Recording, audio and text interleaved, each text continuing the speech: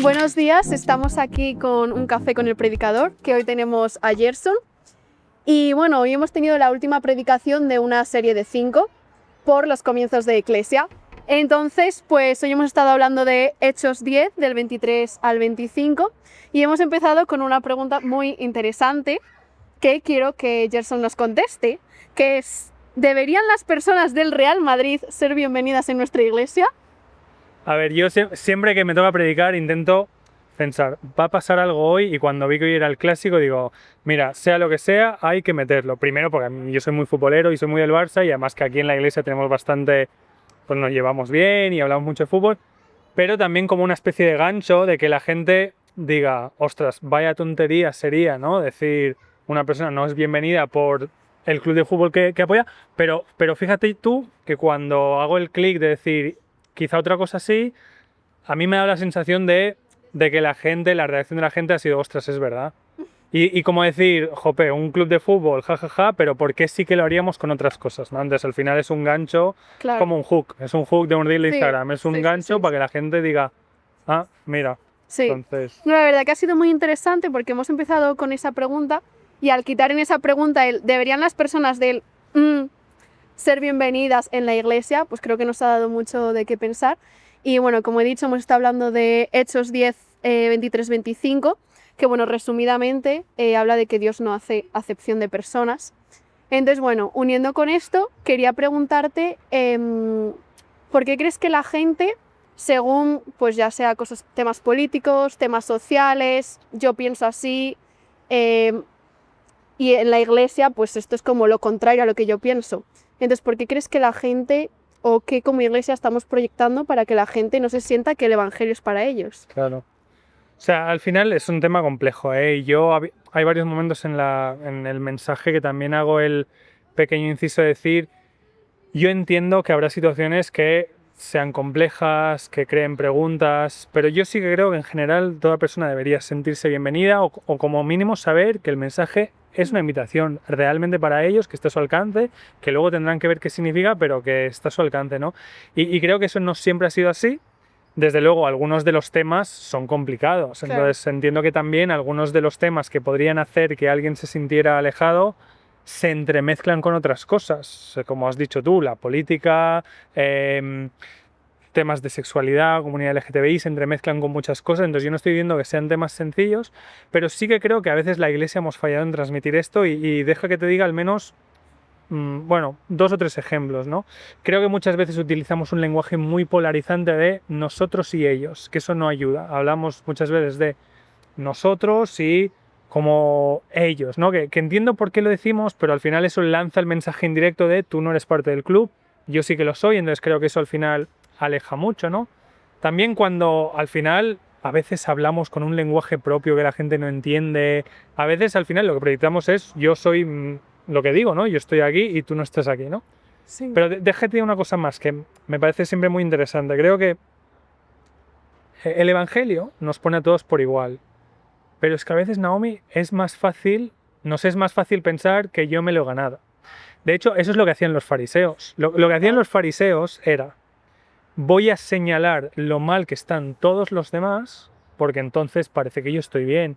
Y muchas veces hoy hacemos lo mismo, ¿no? Sí, Es decir, voy a crear todas estas barreras porque es mucho más cómodo. Es mucho más cómodo para un cristiano señalar a los demás, poner barreras, ¿no? Crear niveles, porque entonces yo estoy arriba. Sí. Creamos esa escalera moral, pero al final lo que vemos en Jesús, y lo hace con los fariseos y lo hace con nosotros, es quitar esa barrera. Entonces creo que a veces lo que hemos transmitido es superioridad moral, que es lo contrario que deberíamos hacer, ¿no? Y que la gente no es bienvenida. Entonces hay unos ejemplos. ¿Cómo podríamos aplicarnos, o sea, 3 aplicaciones reales que podamos hacer para, pues nosotros no ser una barrera, sino una puerta de gracia abierta, Claro. hacia todos? Porque yo, que soy cristiana toda la vida, he visto cómo muchas veces en la iglesia, pues sin quererlo, en vez de abrirnos para todos, que es lo que debemos hacer, pues nos cerramos en cierta forma. Entonces, ¿me puedes dar algunas formas, Claro. keys como cristianos para eso, aplicarlo? Pues mira, uno tendría que ver con esto que decíamos de superioridad moral. Creo que lo contrario y que tenemos que practicar más es la vulnerabilidad. Creo que la vulnerabilidad es decir, ser más transparentes con que nosotros no somos perfectos. Primero, nos hace ser más cercanos a la gente y que la gente vea, ostras, que esta gente no es de otro planeta, que son como yo. Sí. Pero además, la falta de vulnerabilidad comunica el evangelio al revés, porque comunica, soy perfecto. La vulnerabilidad, en cambio, el decir, pues yo lucho con esto, yo esto no lo sé, que te hagan una pregunta y digas, ostras, pues no lo sé. Claro. La vulnerabilidad lo que comunica es, que esta persona no es perfecta, pero el evangelio es para ella. Entonces también lo es para mí. Entonces la vulnerabilidad creo que sería uno. Creo que los cristianos a veces nos las damos de perfectos y no lo somos. Sí, para nada. Deberíamos ser vulnerables. Lejos de la realidad. Creo que utilizar un lenguaje que sea más, pues que comunique esa bienvenida, ¿no? No hablamos de nosotros versus ellos, sino, yo siempre lo intento, dar la bienvenida a cualquier persona, ¿no? Tal. Y luego al final con nuestra propia vida, que cuando hablemos con una persona que no sea considerada una persona cristiana o cristiana, que nuestra vida, que nuestras palabras comuniquen, oye, que esto es para ti y que cuando quieras venir eres súper bienvenida. A veces los propios cristianos creamos barreras porque lo construimos como algo muy complicado y yo a veces he visto... Esta superioridad moral que creamos así... Y yo alguna vez he visto a alguna persona que viene a la iglesia y dice, si sois como yo, si no sois... ¿no? Entonces creo que a veces somos nosotros los que construimos esa escalera moral y deberíamos quitarla. Entonces ahí sí, algunos tips, hay muchas sobre todo cosas que podríamos aplicarnos. Y luego hay una parte que también me ha gustado muchísimo, que has mencionado, cómo a veces esperamos a ser ese cristiano perfecto para que el evangelio sea para nosotros, ¿no? Y bueno, pues Dios no espera ni nos pide, sino que tenemos que dar ese paso y cuando demos ese paso, pues ya entraremos en ese proceso de que el Señor trabaje en nosotros, ¿no? Sí.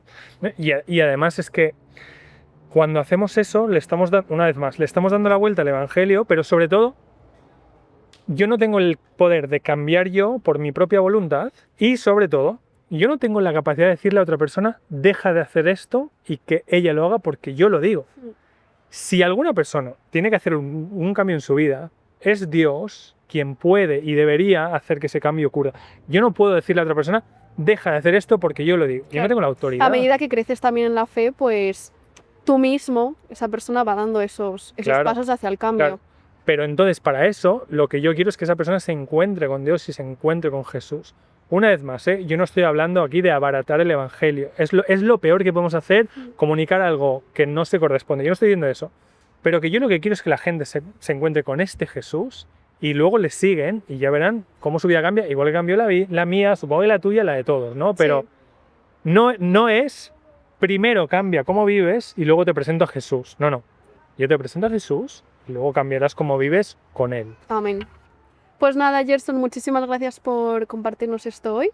Y con esto terminamos la serie de las cinco predicaciones de los comienzos de Eclesia, que pues bueno, me alegro de que hayamos podido hablar de estos temas y ojalá podamos seguir creciendo como iglesia y como comunidad. Nada, gracias Naomi, un placer. Nada, un placer.